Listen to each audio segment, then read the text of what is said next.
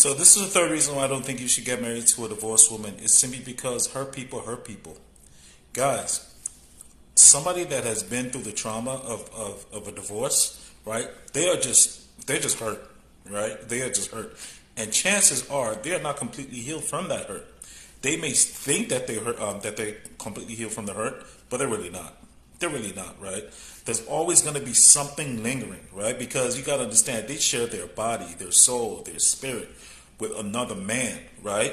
So if she decided to break that yoke and break that bond with that other man, there's something called being alpha widowed, right?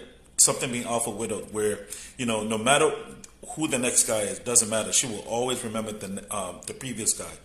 Also, there's like a stain on that woman's soul, right? Because if she is that callous, if she is that determined to leave a husband for irreconcilable differences, right? For irreconcilable differences, that just means that, look, no matter what other marriage that she's in, it's not going to be blessed, right? Plus, one thing that I've seen with a lot of divorced women is they are hurt. They have a distinct a lot of them, not all, a lot of them have a distinct hatred for men, right? Maybe because of something the man did, maybe because of something she was expecting from that man, but she didn't get. But stay away.